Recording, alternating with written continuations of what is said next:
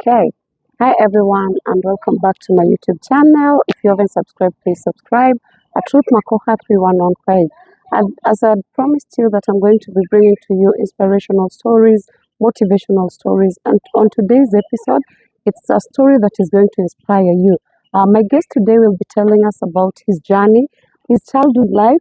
And yeah, we are going to enjoy and we're going to get inspired by him. Keep tuned, continue subscribing, and please subscribe. So without further ado, I'm going to allow him to introduce himself and tell us what he's doing. Welcome to our channel and please introduce yourself. Hi, my name is Esmond Kusimba. I'm a Kenyan born and raised up in Kenya, Mhm. and I've been outside the country for about 20 years, Mhm. and now I'm back to contribute in the development of our country. Okay, so Esmond, first I want us to talk about your childhood. Yes. How was your childhood?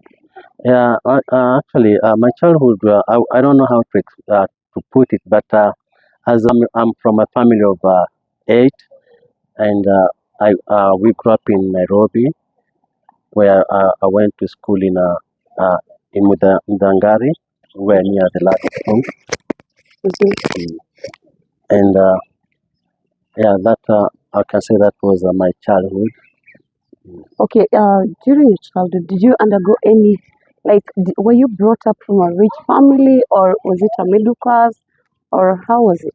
Yeah, I cannot say we were not even close to the middle class. We were actually poor background. Mhm. Yeah, because my parents just was an employee for the government, and also my mother was an employee for government. So they didn't earn much, but they tried their best to raise us up and make sure we went to school. But basically, we didn't grow up in a rich or middle class family. Okay, and okay, now tell me about your career. While growing up, did you have dreams, maybe becoming a lawyer, doctor, or did you have dreams? Yes, I had a dream. Actually, I wanted to be an economist. Because when I was in high school, I did economy, and I really loved it, Mhm. especially with the graph and knowing about how the economy works. So I wanted to become an economist, but because my family was unable to take me to college and study economy, so I was unable to do that. Mhm. But along the line, I got something that was totally different from what my dream was, and that Okay. is what I pursued. So what is that? Like? Actually, I remember when after my high school, me and my brother we were looking for a job, and Mhm. we didn't know how to get a job. We only knew that the relatives can help us get the Yeah, job. okay. Yeah, so we decided to go to New Stanley Hotel, where we had one of my father's cousin, and his name was Owen. Mm. Yeah, so we asked him for a job, and I remember him through the phone. He's saying, "I cannot give you the job, but I can send you to somebody We can help and you. talk who can help you." And that is how I ended up becoming a fitness trainer uh, and a personal trainer.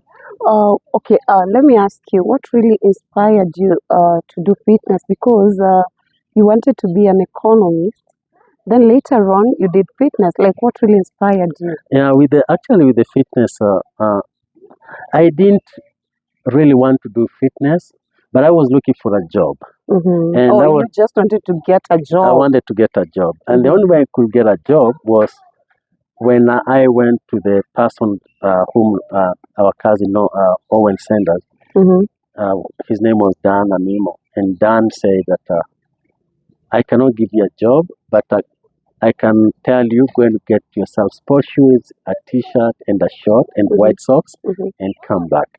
So when I went back, I realized he put me in aerobic class, and that is how I started seeing aerobics and fitness as my future career. Okay. Before you did fitness, were you doing any other jobs? Yes, I did few jobs. I remember I worked as a in a construction in Carnival. Mhm. We are the one actually who built, I think, the art section of Carnival.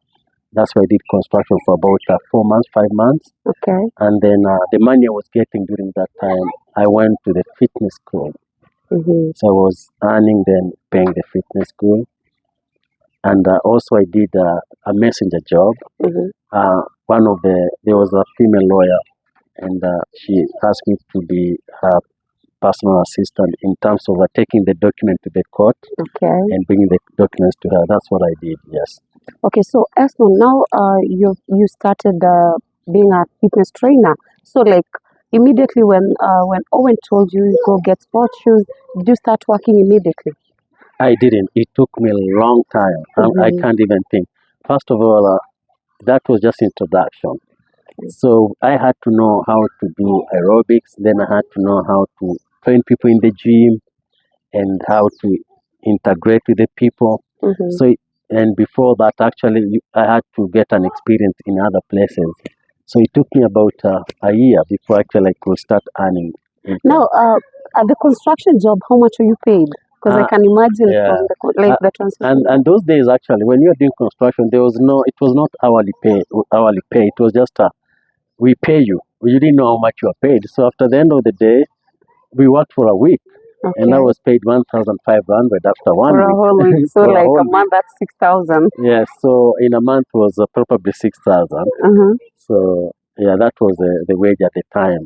Yeah, I Okay. know it was less, but it was helpful at the time. Now you started working as a gym instructor. So like, how long did it take you for you to now to realize that no, I don't want to stay in this country. I want to go somewhere else. Actually, I can say when I was training some people in the gym, Mm-hmm. I met one guy who he was trained. He was actually he they were, I don't know how the right word to put, but they were trenched from the company he was working. He was working for the agriculture department somewhere. I don't remember. Okay. Yes, and he said, "Why don't you go to Australia and study the same thing you are doing here?" Mm-hmm. And that clicked my mind. I never thought I would think of that, but Okay. it stuck with me. So when I was doing fitness, then I thought one day I would want to go to any country in the world, Mm-hmm. mostly US. That's where everybody used to go, Yeah. and pursue my fitness there. Mm-hmm. Yes, and that's how. So you moved from Kenya to which country precisely? Yeah, so I didn't go to Australia direct or any other country. First, I remember the first country I went was Japan, Mm-hmm. and I went there for about 2 weeks. And then Just to visit I was to Japan. visit, yes. I went with a friend, so I just visited Japan for 2 weeks, and then I came back. And then after that, that's where we moved to Zambia, Mm-hmm. and I stayed in Zambia for 2 years, pursuing my fitness and my Oh, from Africa to maybe outside Africa. outside Africa. Yeah. Yeah, so when I was in these African countries, and there was similarity in whatever we were doing, and one thing I learned that everybody in fitness in those countries wanted to go overseas and study more fitness, Mm-hmm. and most people wanted to go. People in Zambia, in Malawi, they wanted to go to South Africa, Mm-hmm. but people in Zimbabwe wanted to go outside Africa, where was more of either US, but mostly they wanted to go to Australia. Mm-hmm. So I thought, why can't I pursue my degree in any country? But opportunity came in Australia, so I had to go to Australia. Now you're going to Australia and you're not employed by then, right? I was not employed by So then. how was the transition, the challenges that you faced now from African countries to outside Africa countries? Actually, I can say when I was in Africa, I could see the similarities. Mm-hmm. What Kenyans are and Zimbabweans and Zambians and Namibian people, there was similarity in terms of our culture and our understanding and our communication. Okay. But once I took the plane and now went to Australia, Things and became then different.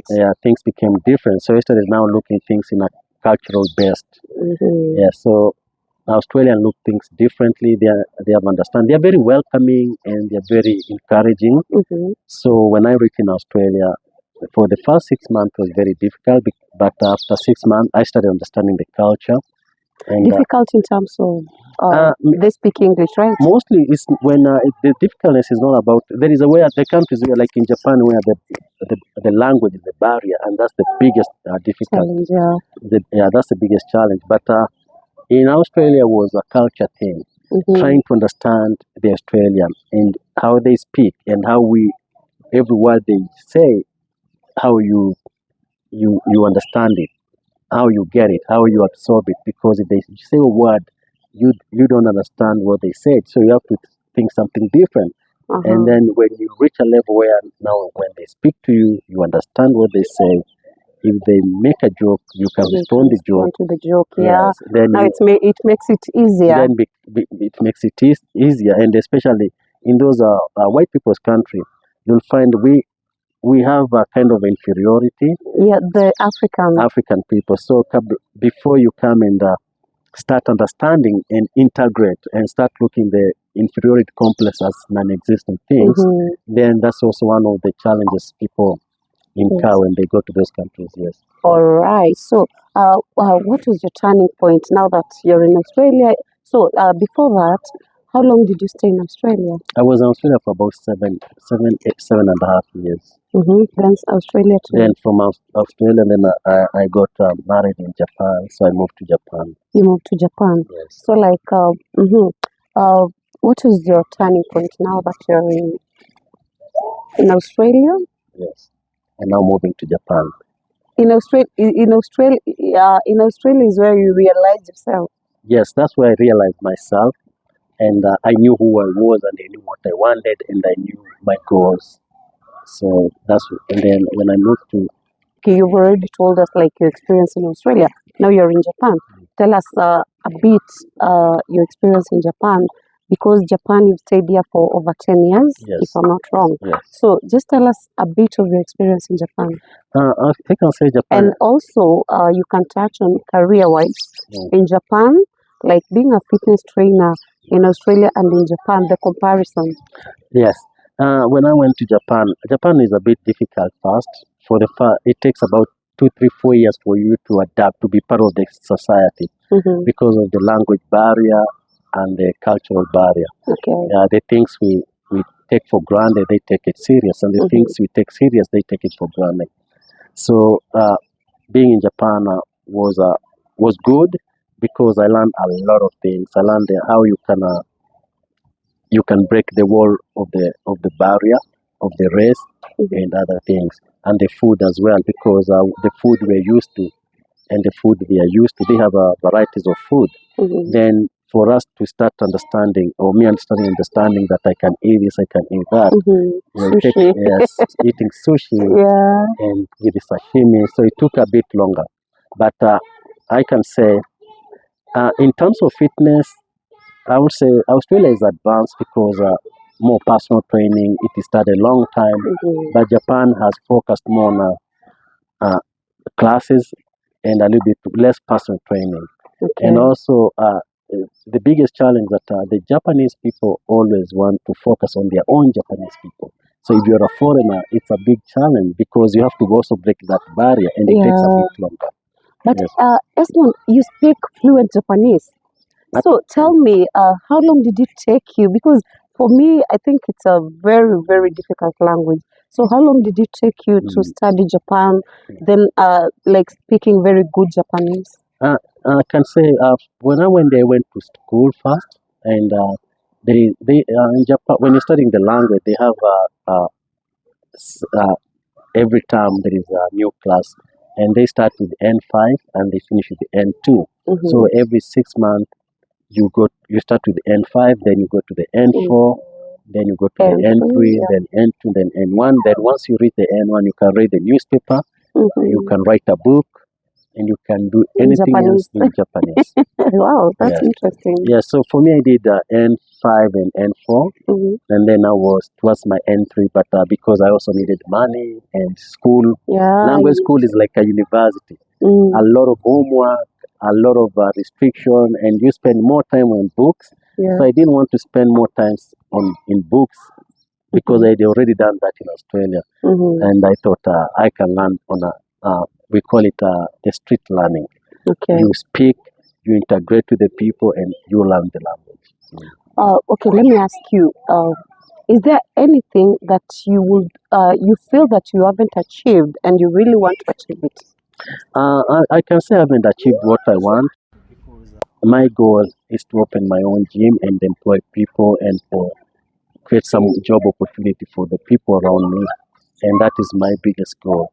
So I can say I haven't achieved yet, but it's on the it's still in the pipeline, Mhm. and I still want to do that, open my own gym, and also come up with the new ideas and how to run gym and how the gym should look like based on the experience that I have from Australia, Japan, and yeah. other few African countries that I've been to. So I haven't achieved yet, but it's still on the way. Okay. Esmond, a lot of people look up to you. You're an inspiration to a lot of people, your family, and all that. Like, how do you feel about the whole thing? Do you feel like it's a responsibility to take care of the family, or you feel like I didn't get the best life that I wanted? Now I can help my family get to where they want. Like, how do you feel about it? Uh, I can say that I tried so hard to get where I was and where I am at the moment. As far as my family is concerned, I would like my family also to have a better life and create a better life for themselves. And I can only advise them or give them the direction in a way that I happened to me. Mm-hmm. And if they can follow the same pathway, will be the best on life. Okay. And a lot of people go to the gym to train, maybe to be bodyguards in clubs, security people. What would you tell them? Because I'm sure you've never been. Yes, You did fitness passionately. I can say I think fitness is totally separate from the bodyguard and the security guard. But I can understand people who go to the gym. Mostly they started as they were doing for clubs fitness. In Kenya was about working in clubs and becoming a bodyguard for politicians. So instead of throwing stone, your job is to protect those politicians, and that was the main thing. But like I say, fitness is totally different. And if you want to pursue fitness, focus on fitness, do what's related with the fitness, and not because if you do fitness, you go to the gym, know how to train people. Fitness is about changing the life of the people.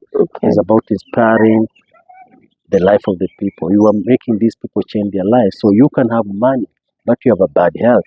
So it's about improving people's health and improving their quality of life through exercise and other fitness related things. So if you are, I can tell people who are in fitness and they want to continue pursuing fitness is just keep doing what's required of you in fitness, and then in one way or another you'll find yourself where you think you love your job. And how do you envision yourself come maybe 5, 10 years to come from now? As I said from the beginning that if I can have my own gyms and spread them across the country, that's where I see myself in the next 5, 10 years. All right. So, Esma, that was so encouraging. And maybe you can give your last shot before we close. Yeah, I can tell people in fitness that fitness is a career. It's not something you're doing it just for passion or because you have no choice. Do it with passion, have a goal, and then you'll see where it will take you. I guarantee you, you will like it at the end. All right, that was S1, and thank you so much for coming. Thank you. We're really happy to have you here. So, guys, keep on watching us and keep on subscribing at Ruth Makoha 3115. Subscribe, like, share, and leave a comment. For this episode, I think you're done. Bye bye.